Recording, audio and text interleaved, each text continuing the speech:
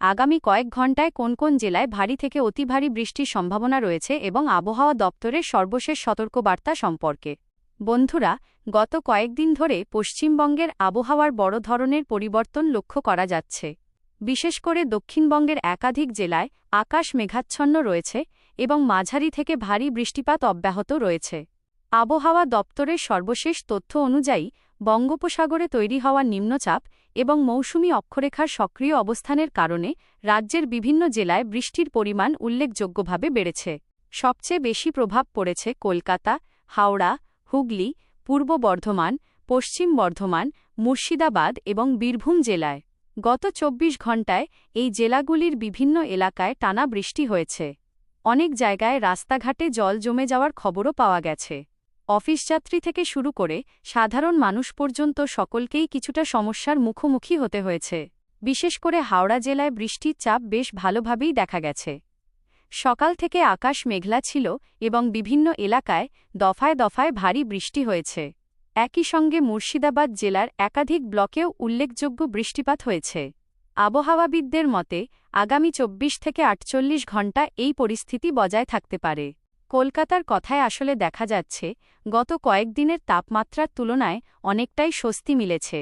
দিনের সর্বোচ্চ তাপমাত্রা কমেছে এবং বাতাসে আর্দ্রতার পরিমাণ বেশি থাকলেও বৃষ্টির কারণে গরমের তীব্রতা অনেকটাই কম অনুভূত হচ্ছে।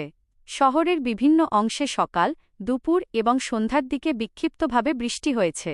কোথাও কোথাও বজ্রবিদ্যুৎসহ বৃষ্টির ঘটনাও ঘটেছে। এদিকে বর্ধমান জেলার পরিস্থিতিও বিশেষভাবে নজরে এসেছে। পূর্ব বর্ধমান এবং পশ্চিম বর্ধমানের বিভিন্ন এলাকায় মাঝারি থেকে ভারী বৃষ্টিপাত হয়েছে। কৃষকদের জন্য এই বৃষ্টি অনেকাংশে উপকারী হলেও অতিরিক্ত বৃষ্টি হলে জমিতে জল জমার আশঙ্কাও তৈরি হতে পারে। তাই কৃষি বিশেষজ্ঞরা জমির জল নিষ্কাশনের দিকে নজর রাখার পরামর্শ দিচ্ছেন। মুর্শিদাবাদ জেলার পরিস্থিতি নিয়ে যদি বলি, সেখানে অনেক এলাকায় সকাল থেকেই মেঘলা আকাশ ছিল এবং দুপুরের পর বৃষ্টির পরিমাণ আরও বৃদ্ধি পায়। নদী তীরবর্তী কিছু এলাকায় জলস্তর বাড়ার সম্ভাবনার কথাও বলা হচ্ছে। যদিও এখনও পর্যন্ত বড় ধরনের কোনো সতর্কতা জারি করা হয়নি, তবুও স্থানীয় প্রশাসন পরিস্থিতির উপর নজর রাখছে। বীরভূম জেলাতেও বেশ কয়েকটি এলাকায় ভালো বৃষ্টি হয়েছে। দীর্ঘদিনের গরম ও অস্বস্তিকর আবহাওয়ার পর এই বৃষ্টি সাধারণ মানুষের মধ্যে কিছুটা স্বস্তি নিয়ে এসেছে। তবে বজ্রপাতের ঝুঁকি থাকায় খোলা মাঠে কাজ করা মানুষদের সতর্ক থাকার পরামর্শ দেওয়া হয়েছে। আবহাওয়া দপ্তরের পূর্বাভাস অনুযায়ী আগামী কয়েকদিন দক্ষিণবঙ্গের একাধিক জেলায় বৃষ্টি চলতে পারে। বিশেষ করে কলকাতা, হাওড়া, হুগলি, নদিয়া, মুর্শিদাবাদ, পূর্ব ও পশ্চিম বর্ধমান এবং বীরভূম জেলায় মাঝারি থেকে ভারী বৃষ্টির সম্ভাবনা রয়েছে। কোথাও কোথাও বজ্রবিদ্যুৎসহ ঝোড়ো হাওয়াও বইতে পারে। উত্তরবঙ্গের পরিস্থিতিও সম্পূর্ণ স্বাভাবিক নয়। দার্জিলিং, কালিম্পং, জলপাইগুড়ি, আলিপুরদুয়ার এবং কোচবিহার জেলার কিছু এলাকায়ও বৃষ্টিপাত অব্যাহত রয়েছে। পাহাড়ি এলাকায় ভূমিধসের সম্ভাবনা থাকায় পর্যটক এবং স্থানীয় বাসিন্দাদের সতর্ক থাকার নির্দেশ দেওয়া হয়েছে।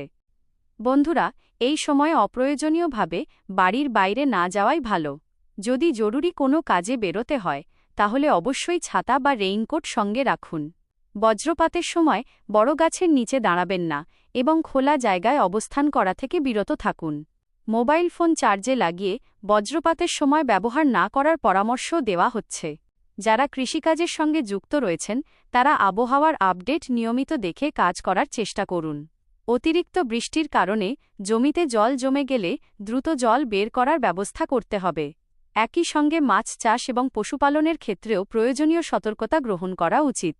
সাধারণ মানুষের কাছে এই বৃষ্টি যেমন স্বস্তির খবর, তেমনি কিছু এলাকায় সমস্যার কারণও হতে পারে। তাই সকলকে আবহাওয়ার সর্বশেষ খবরের উপর নজর রাখতে হবে।